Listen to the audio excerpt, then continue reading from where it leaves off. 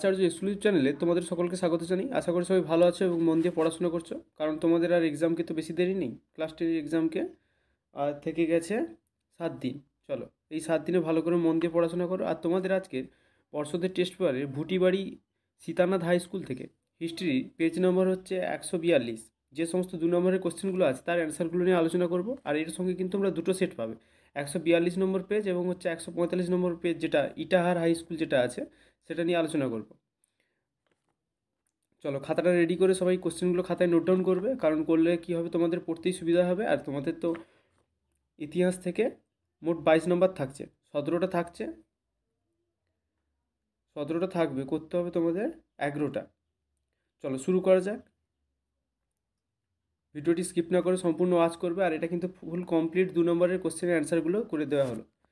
চলো 1 নম্বর কোশ্চেন কী বলছে, পরিবেশের ইতিহাসের গুরুত্ব কী। এটা খুবই ইম্পর্টেন্ট কোশ্চেন। এটা প্রায় 8টা থেকে 9টা সেট তোমাদের পর্ষদের টেস্ট পেপার প্লাস তোমাদের এবিটিএ টেস্ট পেপার মিলিয়ে দেখলে দেখা যাবে 8টা থেকে 9টা সেটে কিন্তু এই কোশ্চেনটা আছে, পরিবেশের ইতিহাসের গুরুত্ব কী। না, আধুনিক ইতিহাস চর্চায় পরিবেশের ইতিহাস খুব গুরুত্বপূর্ণ। গুরুত্বগুলি কী কী? 1 নম্বর গুরুত্ব হচ্ছে মানব সভ্যতার উপর পরিবেশের প্রভাব। পরিবেশের ইতিহাস চর্চার ফলে মানব সভ্যতার উপর পরিবেশের প্রভাব ও জলবায়ুর পরিবর্তনের ফলে মানুষের প্রতিক্রিয়া সম্পর্কে জানা যায়। 1 নম্বর। আর 2 নম্বর কি? 2 নম্বর হচ্ছে পরিবেশ রক্ষার জন্য আন্দোলন সম্পর্কে ধারণা তৈরি হয়। ভারতের বিভিন্ন অঞ্চলে মানুষ বিভিন্ন পরিবেশের সঙ্গে সম্পর্কযুক্ত, তাদের নিজেদের পারিপার্শ্বিক পরিবেশ রক্ষার জন্য বিভিন্ন আন্দোলন সম্পর্কে সঠিক ধারণা পাওয়া যায়। 2 নম্বর কোশ্চেন কী বলছে, না সরকারি নথিপত্র ব্যবহারের সময় সতর্কতা অবলম্বনের কারণ কী, মানে কী কী সতর্কতা গ্রহণ করা দরকার এবং হচ্ছে অবলম্বনের কারণটা কী, সতর্কতা যে গ্রহণ করব তার কারণটা কী। দেখে নেওয়া যাক অ্যান্সারটা। না সরকারি নথিপত্র ব্যবহারকালে সতর্কতা অবলম্বনের কারণগুলি হলো, 1 নম্বর হচ্ছে প্রথমত এগুলো মূলত হচ্ছে সাম্রাজ্যবাদী ও প্রশাসকের দৃষ্টিভঙ্গিতে রচিত হওয়ার কারণে অনেক ক্ষেত্রে কী হয়, ঘটনার সঠিক ভাষ্য পাওয়া যায় না। আর দ্বিতীয়ত কি, না সরকারি রিপোর্ট একপাশে হওয়ায় সমসাময়িক সাহিত্য, সংবাদপত্র প্রভৃতি থেকে কিন্তু সত্য যাচাই করে নেওয়া প্রয়োজন। 3 নম্বর কোশ্চেন, উডের নির্দেশনামা কি। বোর্ড অফ কন্ট্রোলের সভাপতি চার্লস উড ভারতে পাশ্চাত্য শিক্ষার প্রসারের জন্য 1854 খ্রিস্টাব্দের 19শে জুলাই একটি নির্দেশনামা প্রকাশ করেন, যা চার্লস উডের প্রতিবেদন নামে কিন্তু খ্যাত। উডের ডেসপ্যাচকে মহাসনদ বলার কারণ, এটাও জেনে রাখবে, কারণ এই কোশ্চেনটা একটু ঘুরিয়ে দিয়ে দেয়। উডের ডেসপ্যাচকে মহাসনদ বলার কারণ কি। 1 নম্বর কি, না উডের রিপোর্টের আগে পর্যন্ত ভারতে পাশ্চাত্য শিক্ষার গতি ছিল অত্যন্ত ধীর। এই প্রতিবেদন প্রকাশিত হলে সরকারি ও বেসরকারি উদ্যোগে বহু স্কুল কলেজ প্রতিষ্ঠিত হয়। দ্বিতীয়ত কি, না কলকাতা, বোম্বাই ও মাদ্রাজে 3টি বিশ্ববিদ্যালয় প্রতিষ্ঠিত হয়। ভারতীয় শিক্ষার ইতিহাসে এটি ছিল কিন্তু একটি উল্লেখযোগ্য ঘটনা। তাই ইংল্যান্ডের ম্যাগনা কার্টা বা মহাসনদের অনুকরণে উডের ডেসপ্যাচকে মহাসনদ বা ম্যাগনা কার্টা বলা হয়। চলো 4 নম্বর কোশ্চেনটা দেখে নেওয়া যাক। মেকলে মিনিট কি, এটাও কিন্তু একাধিক সেটে আছে, এটা দেখবে তোমরা ভালো করে। টমাস বেবিংটন অ্যাডওয়ার্ড মেকলে ছিলেন একাধারে লর্ড উইলিয়াম বেন্টিংয়ের আইন সচিব এবং কমিটি অফ পাবলিক ইনস্ট্রাকশনের সভাপতি। তিনি প্রাচ্য শিক্ষার পরিবর্তে এদেশে কিন্তু পাশ্চাত্য শিক্ষার বিষয়ে যে বিখ্যাত প্রস্তাব পেশ করেন তা কিন্তু মেকলে মিনিটস বা মেকলে মিনিট নামে কিন্তু পরিচিত।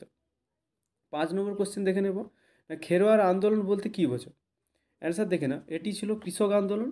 1765 সালে দেওয়ানি লাভ করার পর কোম্পানি মেদিনীপুর জেলায় আইন শৃঙ্খলা রক্ষার দায়িত্ব গ্রহণ করে। তাদের উদ্দেশ্য ও লক্ষ্য ছিল লবণ ব্যবসায়ের ক্ষেত্রে কোম্পানির স্বার্থ রক্ষার ও মারাঠা আক্রমণ প্রতিহত করা। 6 নম্বর কোশ্চেন, খুবই ইম্পর্টেন্ট কোশ্চেন, কেনারাম ও বেচারাম কী। না বহিরাগত ব্যবসায়ীরা যখন সাঁওতালদের কাছে কৃষিপণ্য কিনত তখন বেশি ওজনের বাটখারা ব্যবহার করত। এই বাটখারা কেনারাম নামে পরিচিত। আবার ব্যবসায়ীরা যখন সাঁওতালদের কাছে লবণ, চিনি প্রভৃতি ভোগ্যপণ্য বিক্রয় করত তখন কম ওজনের বাটখারা ব্যবহার করত। এই ধরনের কম ওজনের বাটখারাকে কী বলা হতো, না বেচারাম বলা হতো। 7 নম্বর কোশ্চেনটা দেখে নেওয়া যাক। মহারানীর ঘোষণাপত্রে মূল উদ্দেশ্য কী। অ্যান্সার দেখে না, 1857 সালে মহাবিদ্রোহ দমনের উদ্দেশ্যে ইস্ট ইন্ডিয়া কোম্পানি কঠোর দমন নীতি গ্রহণ করে, ফলে মহাবিদ্রোহ ব্যর্থ হলেও এই বিদ্রোহ কিন্তু ভারতীয়দের ক্ষুব্ধ করে এবং ব্রিটিশ শাসনের ভিতকে কাঁপিয়ে দেয়। এই পরিস্থিতিতে ব্রিটিশ পার্লামেন্ট 1 নম্বর হচ্ছে ভারতীয়দের ক্ষোভ প্রশমন করে, মানে এটা উদ্দেশ্য কী কী ছিল, ব্রিটিশ শাসনকে পুনরায় দৃঢ় ভিত্তির ওপর দাঁড় করানোর জন্য ভারত শাসন আইন পাস করে। আর এই আইনকে আনুষ্ঠানিকভাবে লাগু করে ভারতে ইস্ট ইন্ডিয়া কোম্পানি শাসনের অবসান ঘটিয়ে ব্রিটিশ পার্লামেন্ট নিজ হাতে শাসনভার তুলে নেওয়ার সিদ্ধান্ত নেয়। মূলত এই উদ্দেশ্যেই মহারানীর ঘোষণাপত্র কিন্তু ঘোষণা করা হয়। 8 নম্বর কোশ্চেন, এটাও একাধিক সেটে দেখা যাচ্ছে। সভা সমিতির যুগ বলতে কী বোঝো? এই সেটটায় আছে এবং এর পরের সেটে যেটা করাবো সেটাও কিন্তু এই কোশ্চেনটা পাবে। 19 শতক ভারতের সাহিত্য সংস্কৃতি রাজনীতিতে এক নতুন যুগের সূচনা করে।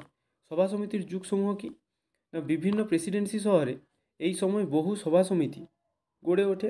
কলকাতায় যেমন গড়ে ওঠে কি না বঙ্গহিতকারী সভা, বঙ্গভাষা প্রকাশিকা সভা, British India society, British Indian association, Indian League, Indian association প্রভৃতি সমিতি কিন্তু গড়ে ওঠে। এগুলো কলকাতায় গড়ে ওঠে। বোম্বাইতে গড়ে ওঠে কি না বোম্বাই শহরে বোম্বাই নেটিভ অ্যাসোসিয়েশন, জাতীয় কংগ্রেস ইত্যাদি কিন্তু ছিল উল্লেখযোগ্য। আর মাদ্রাজে কী কী গড়ে ওঠে না মাদ্রাজ মহাজন সভা ছিল বিশেষ উল্লেখযোগ্য। এইভাবে ভারতের বিভিন্ন প্রান্তে সভা সমিতি ও তার শাখা গড়ে ওঠার জন্য অনিল শীল কিন্তু 19 শতককে সভা সমিতির যুগ বলেছেন। গড়ে ওঠার জন্য শাখাগুলো গড়ে ওঠার জন্য এখানে গড়ে ওঠার হবে। 9 নম্বর কোশ্চেনটা দেখে নেওয়া যাক। আইএসিএস এর ভূমিকা কী ছিল না Indian association for the cultivation of science, ভারতের কলকাতায় অবস্থিত একটি বিজ্ঞান গবেষণা এবং উচ্চশিক্ষার জাতীয় প্রতিষ্ঠান। বিশুদ্ধ বিজ্ঞানের বিভিন্ন ক্ষেত্রে মৌলিক গবেষণায় সহায়তা করাই এই প্রতিষ্ঠানের মূল লক্ষ্য ছিল। 10 নম্বর কোশ্চেন কি, এই কোশ্চেনটাও একাধিক সেটে পাওয়া যাচ্ছে। একা আন্দোলন শুরু হয় কেন? দেখো অ্যান্সার দেখে নাও। 1921 খ্রিস্টাব্দের শেষ দিকে উত্তর পশ্চিম অযোধ্যায় নিম্নবর্গের কৃষকরা একতা আন্দোলন সংগঠিত করে। এই আন্দোলনের নেতা ছিলেন মাদারি পাসি। আন্দোলনের চরিত্র ছিল উগ্র প্রকৃতির। একা আন্দোলন শুরু হওয়ার কারণ কী ছিল না একা আন্দোলন শুরু হওয়ার পিছনে একাধিক কারণ বিদ্যমান ছিল, যথা হচ্ছে 1 নম্বর নির্ধারিত খাজনার চেয়ে 50% অতিরিক্ত খাজনা নির্ধারণ, 2 নম্বর হচ্ছে বাটাই বা উৎপন্ন শস্যের বদলে নগদ অর্থে কর প্রদান ইত্যাদি, আর 3 নম্বর হচ্ছে খাজনা আদায়কারী ঠিকাদারদের অত্যাচার ও শোষণ। 11 নম্বর কোশ্চেনটা দেখে নিই। মিরাট ষড়যন্ত্র মামলা কি? তার আগে একটা কথা বলে রাখি, যারা এখনও চ্যানেলটিকে সাবস্ক্রাইব করেনি অবশ্যই চ্যানেলটিকে সাবস্ক্রাইব করে রাখবে এরকম তোমাদের ইম্পর্টেন্ট কোশ্চেনগুলি পাওয়ার জন্য। আর পরবর্তী যে সেটটা আছে সেটা কিন্তু আগামীকালই আমি আপলোড করে দেবো। আর তার সঙ্গে সঙ্গে দেখছি অনেকেই আমাকে বলেছ স্যার লাইফ সায়েন্সের কোশ্চেনগুলো করিয়ে দিন। আর তোমাদের তো বেশি সময় নেই, আর লাইফ সায়েন্সের কোশ্চেনগুলো কিন্তু তোমাদের প্রথম 2-3টে সেট কিন্তু ওই রকম টাফ কোশ্চেন কিন্তু আসবে না। মাথায় রাখবো ওই 2-3টে সেট যে আছে ওই রকম কোশ্চেন কিন্তু তোমাদের ফাইনালে আসবে না। হ্যাঁ, তার জন্য আমি 2-3টি সেট কম্বাইন করে কিছু কোশ্চেন দিয়ে দেবো যেগুলো পড়লে কিন্তু তোমাদের অবশ্যই কাজে আসবে। হ্যাঁ, ওই রকম করে কিন্তু লাইফ সায়েন্সটাও শেষ করতে চাই। অবশ্যই তোমরা চ্যানেলটিকে সাবস্ক্রাইব করে রাখবে এরকম ইম্পর্টেন্ট কোশ্চেনগুলো পাওয়ার জন্য। চলো, মিরাট ষড়যন্ত্র মামলা কি? ভারতে শ্রমিক আন্দোলনের ক্ষেত্রে কমিউনিস্টদের প্রভাব বৃদ্ধি পেলে ব্রিটিশ সরকার সন্ত্রস্ত হয়ে পড়ে। এইরূপ পরিস্থিতিতে ব্রিটিশ সরকার কমিউনিস্টদের বিরুদ্ধে কঠোর দমননীতি গ্রহণ করেছিল। মিরাট ষড়যন্ত্র মামলা হলো এরকমই এক দমননীতি প্রকৃষ্ট উদাহরণ। 1929 থেকে 1933 সাল পর্যন্ত এই মামলা চলে। ভারতের স্বাধীনতা আন্দোলনে এই মামলার গুরুত্ব কিন্তু অস্বীকার করা যায় না। 1 নম্বর গুরুত্ব কি না 1933 সালে এই মামলার রায়ে কমিউনিস্ট পার্টির যাবতীয় প্রচার কার্য নিষিদ্ধ হয়ে যায়। 2 নম্বর, এই মামলার ফলে বিভিন্ন কমিউনিস্ট নেতার দীর্ঘমেয়াদী কারাদণ্ড হয়। 12 নম্বর কোশ্চেন কি বলছে, মাতঙ্গিনী হাজরা ইতিহাসে স্মরণীয় কেন? এই কোশ্চেনটা আমি আগের সেটে দিয়ে রেখেছি, যারা দেখোনি তারা দেখে নিতে পারো। আর মিস করে গেছি এটাই দিতে। অবশ্যই এর পরের সেট যেটা করাবো সেটাই আমি এই কোশ্চেনটা দিয়ে দেওয়ার চেষ্টা করব। 13 নম্বর কোশ্চেন কি বলছে, দিয়ে দেওয়ার চেষ্টা করবো না, দিয়ে দেবো। ভারত ছাড়ো আন্দোলনে ছাত্ররা কিভাবে অংশগ্রহণ করেছিল? এই কোশ্চেনটা কিন্তু খুবই ইম্পর্টেন্ট কোশ্চেন। ছাত্রদের ভূমিকা দেখে নেওয়া যাক। না ভারত ছাড়ো আন্দোলনে ছাত্রদের অংশগ্রহণ পর্যালোচনা করলে দেখা যায় যে ব্যাপক অংশগ্রহণ।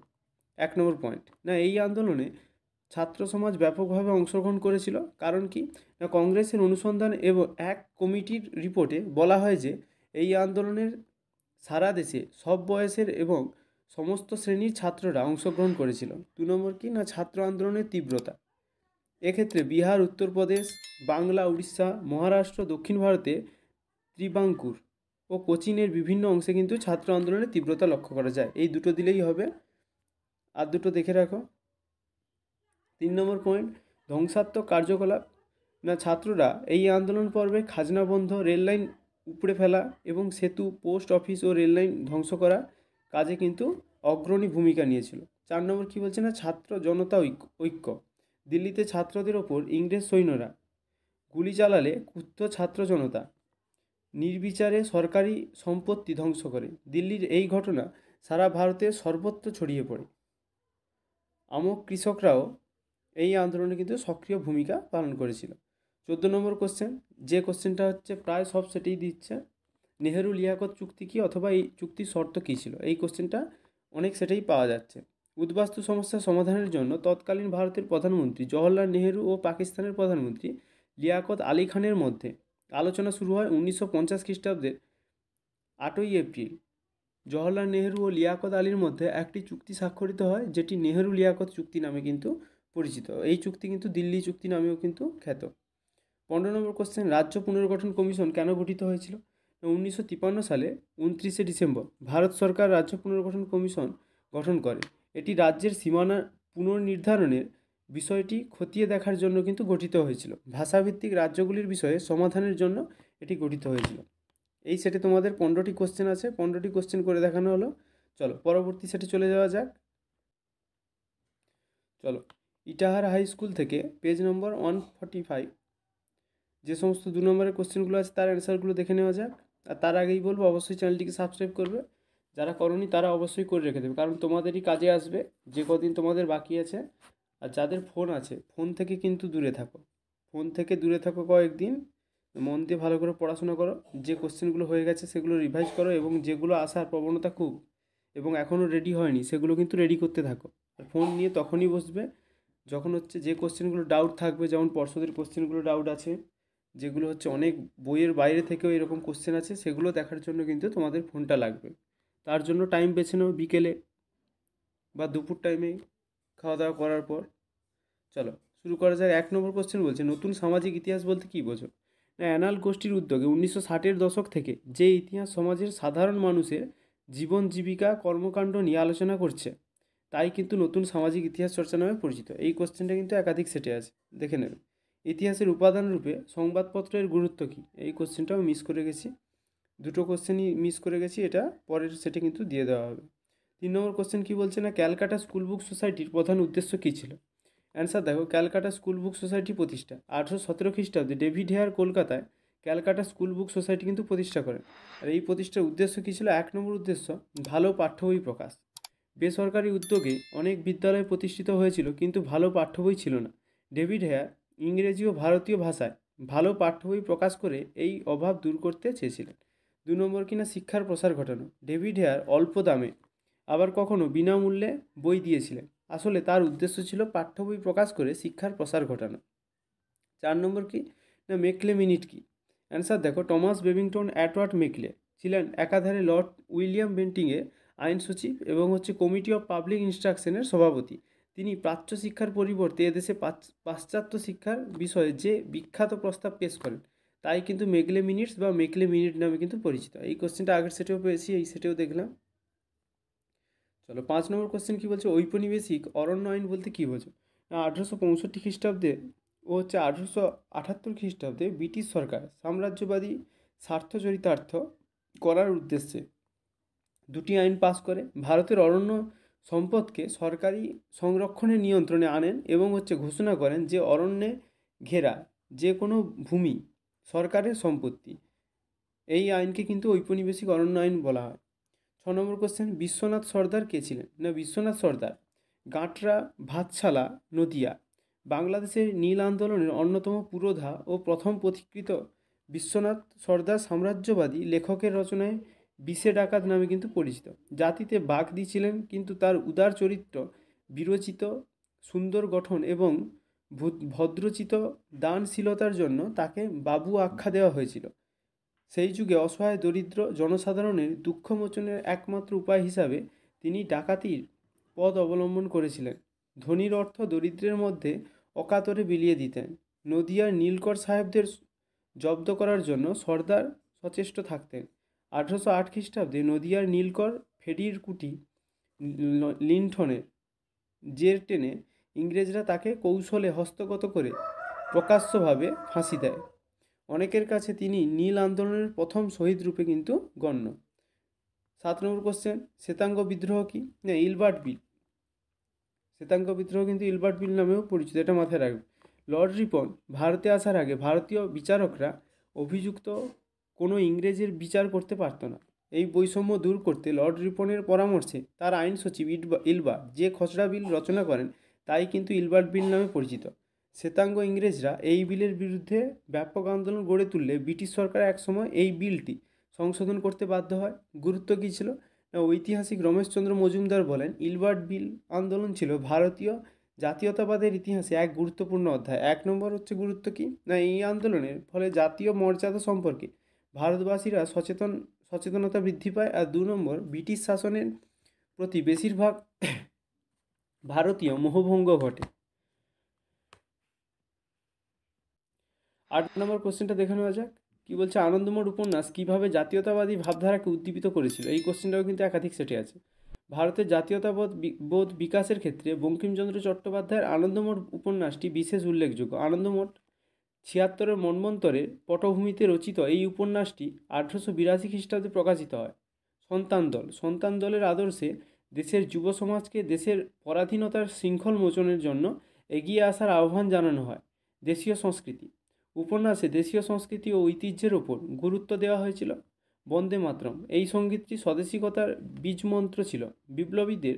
বিপ্লববাদের প্রেরণা ও শক্তি ছিল। দেশের বৃহত্তর জনগোষ্ঠীকে উদ্বুদ্ধ করার ক্ষেত্রে ও জাতীয়তাবোধ জাগরণের উপন্যাসটির বিশেষ ভূমিকা ছিল।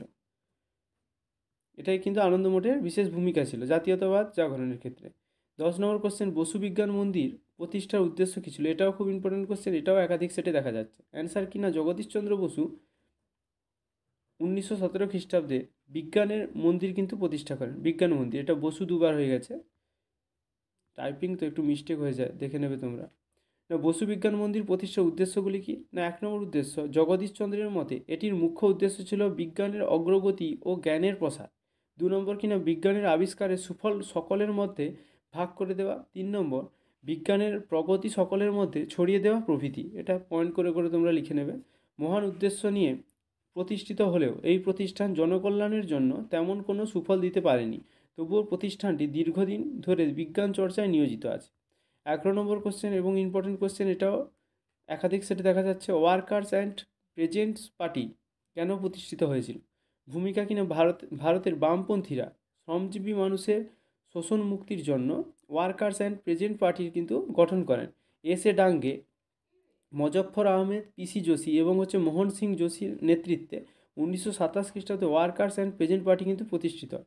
এই পার্টির মূল লক্ষ্য কী ছিল? 1 নম্বর লক্ষ্য হচ্ছে সুসংগঠিত আন্দোলন পরিচালনা, শ্রেণী সংগ্রাম, বিনা ক্ষতিপূরণে জমিদারি প্রথা লোপ, তারপর হচ্ছে শ্রমিকদের মজুরি বৃদ্ধি, সংবাদপত্র বা স্বাধীনতা, ট্রেড ইউনিয়ন গঠনের অধিকার দান প্রভৃতি দাবি দেওয়া তুলে এই সংগঠন কিন্তু শ্রমিক ও কৃষকদের ঐক্যবদ্ধ করে আন্দোলন পরিচালনা করতে সক্ষম হয়। 2 নম্বর কিনা, পত্রপত্রিকার মাধ্যমে প্রচার। ওয়ার্কার্স অ্যান্ড পেজেন্ট পার্টি বিভিন্ন আঞ্চলিক পত্রপত্রিকার মাধ্যমে শ্রমজীবীদের মধ্যে প্রচার চালায়। এই সংগঠনের বাংলার শাখার মুখপত্র কিন্তু লাঙ্গল। গণবাণী মাদ্রাজ শাখার মুখপত্র ছিল কিনা ওয়ার্কার প্রভৃতি ও কৃষক ও শ্রমিকদের মধ্যে বামপন্থী ভাবধারা ঐক্যবদ্ধ কিন্তু জাগরণে সাহায্য করে। 12 নম্বর কোশ্চেন দেখে নেব। তেভাগা আন্দোলনের প্রধান দাবিগুলি কী ছিল?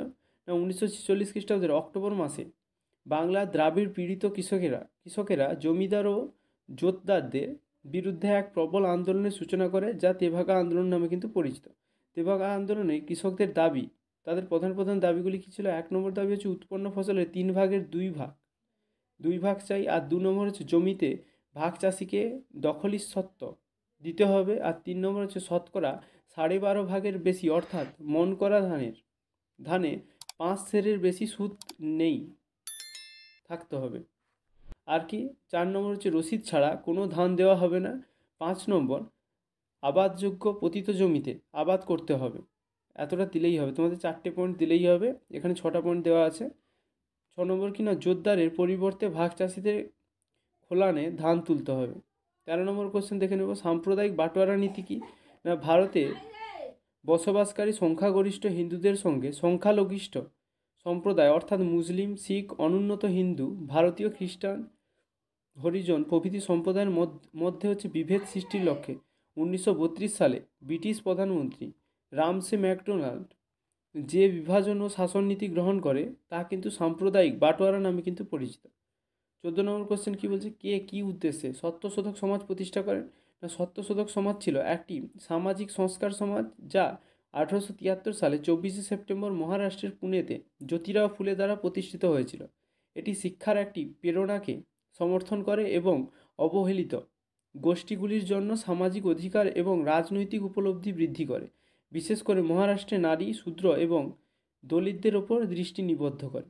15 নম্বর কোশ্চেন, এই কোশ্চেনটা আগেও দেখেছি আগের সেটে। নেহেরু লিয়াকত চুক্তি কেন স্বাক্ষরিত হয়েছিল? না, উদ্বাস্তু সমস্যার সমাধানের জন্য তৎকালীন ভারতের প্রধানমন্ত্রী জওহরলাল নেহেরু ও পাকিস্তানের প্রধানমন্ত্রী লিয়াকত আলী খান এর মধ্যে আলোচনা শুরু হয়। 1950 খ্রিস্টাব্দের 8 এপ্রিল জওহরলাল নেহেরু ও লিয়াকত আলীর মধ্যে একটি চুক্তি স্বাক্ষরিত হয়, যেটি নেহেরু লিয়াকত চুক্তি বা দিল্লি চুক্তি নামে কিন্তু পরিচিত। আর এই চুক্তির সময় কি হয়, পাকিস্তান থেকে 1 কোটি মানুষ, প্রায় 1 কোটি মানুষ কি হয়, বাংলায় চলে আসে, মানে ভারতে চলে আসে। তাদের প্রতিনিধিত্ব দেওয়ার জন্য কিন্তু এই তোমাদের মানে নেহেরু লিয়াকত চুক্তি বা দিল্লি চুক্তি কিন্তু স্বাক্ষরিত হয়। 16 নম্বর কোশ্চেন কি, না পুনর্বাসনের যুগ বলতে কী বোঝায়? না, পুনর্বাসনের যুগ ভারত স্বাধীন হওয়ার পর পাকিস্তান থেকে লক্ষ লক্ষ শরণার্থী বা উদ্বাস্তু, এই লক্ষ লক্ষ শরণার্থী ভারতে চলে আসে। ফলে ভারতের অর্থনৈতিক, সামাজিক ও রাজনৈতিক ক্ষেত্রে সমস্যার সৃষ্টি হয়। স্বাধীন ভারত সরকার প্রথম 5 বছর উদ্বাস্তুদের পুনর্বাসনের মাধ্যমে এই সমস্যার সমাধানের উদ্যোগী হয়। এজন্য এই সময়কে কিন্তু পুনর্বাসনের যুগ বলা হয়।